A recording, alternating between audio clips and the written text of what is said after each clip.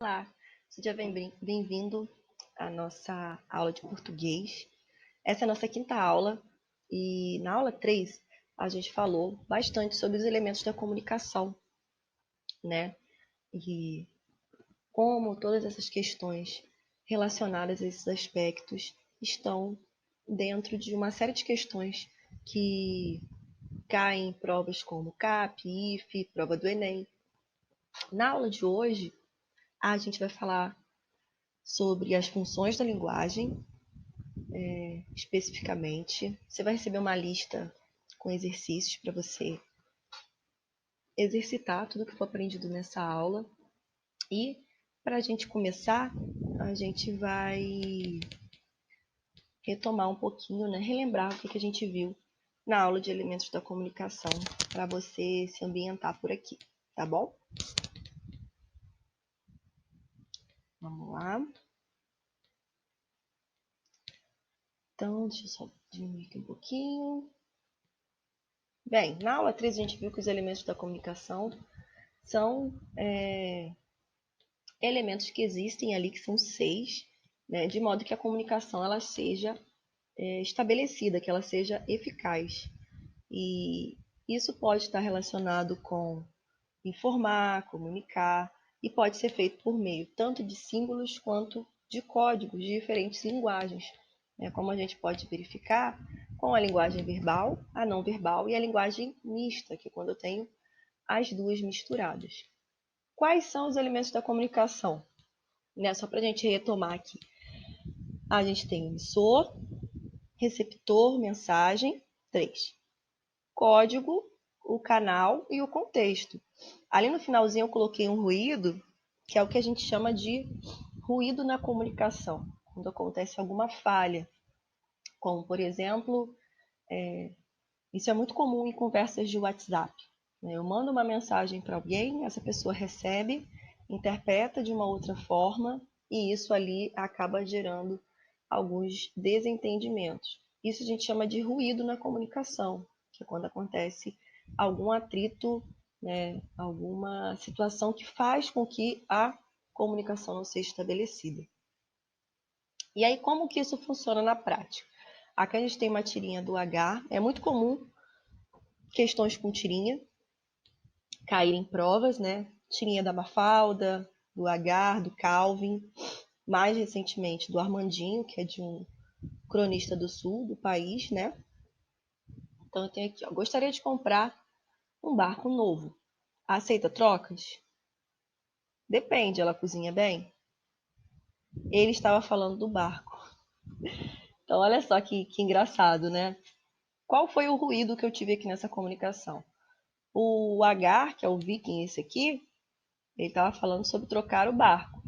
Porém, o seu interlocutor, que é a pessoa que estava recebendo a mensagem, entendeu que ele queria trocar de esposa. Então, muitas vezes a gente fala algo, porém, o meu receptor recebe de outra forma e acaba interpretando como ele imagina que esteja correto, certo? E aí, aqui eu tenho alguns questionamentos, né? Quem é o emissor? Né? No caso ali, o H. O receptor, o outro viking que estava conversando com ele. Qual é a mensagem transmitida? Qual foi o código utilizado? Qual foi o canal e qual o contexto? Houve comunicação? Não, a comunicação ela não foi estabelecida por quê? Porque uma pessoa disse uma coisa e a outra entendeu outra, certo? Mais uma tirinha aqui. Essa estrada vai para São Paulo? Sei não, doutor. Mas se ela for, vai fazer uma falta danada para nós. Então, olha só. A interpretação também dessa figura que caipira que está na pedra, entende que, ó, quando eu falo que algo vai para algum lugar, eu entendo como uma ação de deslocamento. Mas quando o homem do carro perguntou se essa estrada ia para São Paulo, ele estava se referindo que é o destino final. Né? Houve aqui também um ruído na comunicação, de modo que ela não foi entendida tanto da forma que o interlocutor falou, quanto da forma que o seu receptor recebeu. Aqui eu também tenho os elementos. Esse tipo de exercício é bem bacana para você fazer também, né? Sempre que você se deparar com uma tirinha, com uma charge, você se questionar quem é o emissor, quem é o receptor.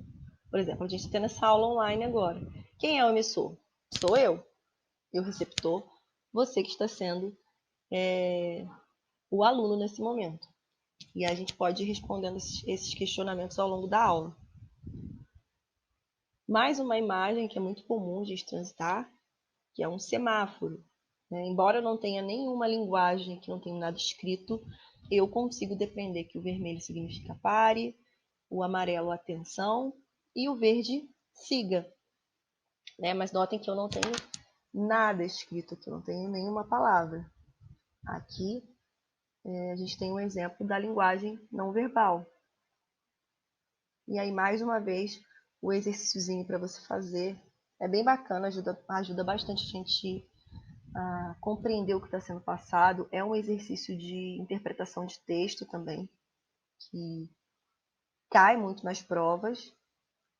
Então, é um caminho bacana para você exercitar os elementos da comunicação. E aí a gente chega nas funções, né? Cada elemento da comunicação está associado a uma função da linguagem, porque a linguagem é utilizada de várias formas. A gente pode ter a intenção de emocionar, de informar algo, de expressar ideias, sentimentos. Então, a linguagem ela tem várias funções para a construção de sentido. E aí, essa construção de sentido ela está associada à minha intencionalidade do discurso, que é o que a gente chama em língua portuguesa de intencionalidade discursiva, né? Que podem ser diversas. Inclusive, um mesmo texto pode ter mais de uma função. Só lembrando que sempre haverá uma função predominante. A primeira função que a gente tem é a referencial ou denotativa. Quando eu estou transmitindo uma informação, quando eu trago dados, circunstâncias, fatos. E esse tipo de linguagem é muito comum em notícias de jornal, seja impresso ou na TV, discursos científicos como artigos, monografias, em que eu trago um número grande de informações, e eu não me envolvo com o assunto, eu mantenho um certo distanciamento. Exemplo, Macaé reinaugura o Teatro Municipal com o show de Alcione. Nota que eu tenho aqui um exemplo de uma notícia. Essa notícia poderia estar num blog, poderia estar numa rede social, num jornal, mas não há um posicionamento aqui. Há apenas uma notícia de fato. A segunda função é chamada de expressiva ou emotiva. E ela está associada ao emissor, certo? Notem que a palavra emotiva remete à palavra emoção. Quem sente emoção? Emoção, eu. Então, uma das características principais aqui é o uso da primeira pessoa, porque vai se referir aos sentimentos do emissor.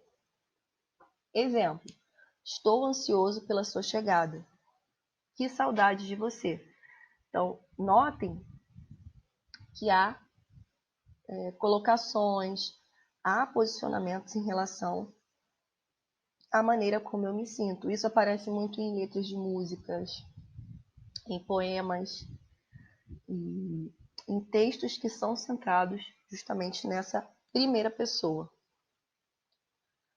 A terceira função a gente chama de apelativa ou conativa. É muito importante que a gente não confundir o conativa com conotativa. Por que eu coloco sempre os nomes que podem aparecer?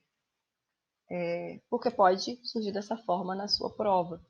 Então, você pode se deparar aqui com conativo e falar, que conativo? Eu não sei. Mas está associado ao apelativa. Qual é o foco aqui? O foco é no receptor, que é quem vai receber essa mensagem. É um tipo de linguagem muito utilizado em propaganda, em discursos, em que eu me dirijo diretamente a quem vai receber. E aí eu tenho a intenção de convencer essa pessoa a comprar alguma coisa, a adotar alguma ideia, ou a pensar da maneira que eu estou falando. Quais são os tipos de verbos utilizados aqui? Eu tenho o verbo no imperativo, que indica o quê? Uma ordem ou pedido. Quando eu vou ao McDonald's, por exemplo, né? É uma rede de fast food, e eu tenho a propaganda, eu amo muito tudo isso. Quem ama muito tudo isso? Eu. Então, eu trago a ideia de que o meu receptor vai tomar aquilo como verdade e vai consumir o meu produto. Ou então, na propaganda, compre batom. Mesma coisa. Aqui eu trouxe alguns exemplos, ó. Vote em Tiririca, pior que está, não fica. Foi um slogan que fez muito sucesso na época. Olha o vote aqui, que está no modo imperativo, né? E qual era a intenção aqui? Convencer o eleitor a dispensar o seu voto para esse político, né? Aqui em cima também, ó. Vá tomar banho, você está fedendo. Eu tenho ali uma ordem. Nossa mãe utiliza muito a função apelativa em casa, né? E muitas vezes fala, vai fazer porque eu estou mandando. Tem nem justificativa. Ou não porque eu não quero. Ou não porque você não é todo mundo. Provavelmente vocês já ouviram isso da mãe de vocês. A quarta função é chamada de função poética, né? E ela vai pôr em evidência a mensagem. Ou seja, vai se preocupar muito mais em como aquilo vai ser dito do que com o que de fato está sendo falado.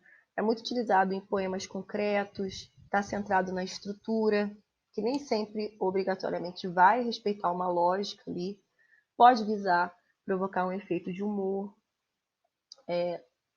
E aí você tem que tomar muito cuidado. Nem todo poema tem função poética, tá? Não é porque o nome da função é poética que significa que todo poema é. Você tem que prestar atenção na estrutura do texto. E aí você pode perguntar, professora, um texto ele pode ser, um poema ele pode ser poético e emotivo? Pode. Só que a gente precisa prestar atenção em qual função é predominante. Esse é o X da questão, esse é o pulo do gato aí. Se eu tenho um poema que tem primeira pessoa, mas eu tenho uma estrutura ali diferente. Se eu tenho primeira pessoa, função emotiva, tá? Se eu tenho o texto falando dele mesmo, aí já é a próxima função que a gente vai ter contato, né? Que é a função metalinguística. Eu trouxe um exemplo aqui para vocês, ó. Era um homem bem vestido, foi beber no botequim. Bebeu muito, bebeu tanto que saiu de lá assim. Nota que eu tenho uma estrutura aqui como se eu estivesse contando uma historinha. Só que também tem uma brincadeira, ó, como se as palavras estivessem o quê? Alcoolizadas. Então, por que a função desse texto aqui é poética? Porque a intenção aqui foi focada mais na estrutura do que no que estava sendo dito, de fato. Notem que eu não tenho primeira pessoa, não é a função emotiva. Eu também não tenho informações, não é a função referencial. A quinta, né, que é a nossa penúltima função, é a função fática, que está ligada diretamente ao canal, quando eu testo meu canal de comunicação. Então, eu posso pegar o meu telefone e falar. Quando eu ligo para alguém, eu falo o quê? Alô, tem alguém aí? Como que você está? Ou quando eu encontro alguém na rua, eu pergunto, oi, e aí, tudo bem? Tudo bem, e você? Eu estou testando o canal de comunicação. Ou ainda quando eu estou dando aula aqui e eu pergunto, você entendeu? Fez sentido para você? Eu estou testando esse canal de comunicação. Aqui eu tenho mais um exemplo. Olá, tem alguém em casa? Oi, aqui é do Censo 2014. Já disse que já vou, você é surdo? Então, eu testo meu canal para ver se de fato ele está funcionando.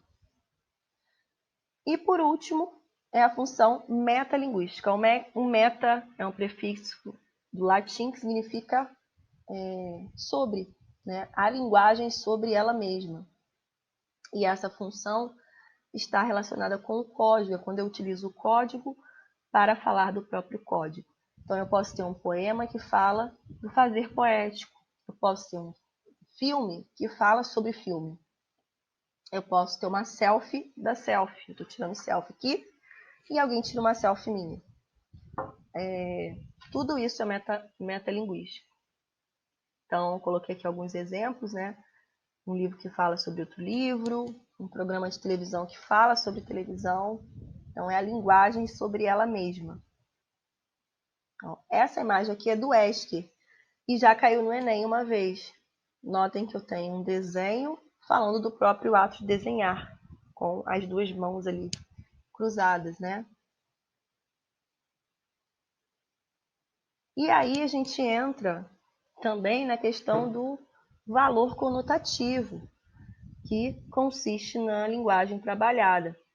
Por isso que lá atrás eu falei para você tomar muito cuidado para não confundir o conativo da função apelativa com o conotativo. Aqui eu tenho a maneira como eu uso a palavra, né? No conotativo, essa linguagem ela pode ser distorcida da realidade, pode estar relacionada com uma metáfora, enquanto o denotativo é real. Exemplo, a palavra gelo. Comprei um saco de gelo para a festa de mais tarde. Esse gelo é denotativo ou conotativo? Denotativo, porque ele é real. Agora, se eu digo, minha melhor amiga está chateada comigo e está me dando gelo, ela está me dando gelo de fato? Não. Ela pode estar fria comigo, ela pode estar me ignorando. Né? Então, eu tenho gelo ali com uma função conotativa. Isso aqui está relacionado com a forma como eu utilizo a linguagem. E essa matéria aqui é um início, né, de uma outra matéria muito importante, que são as figuras de linguagem também. Exemplo, Riachinho, da Rosiana Murray.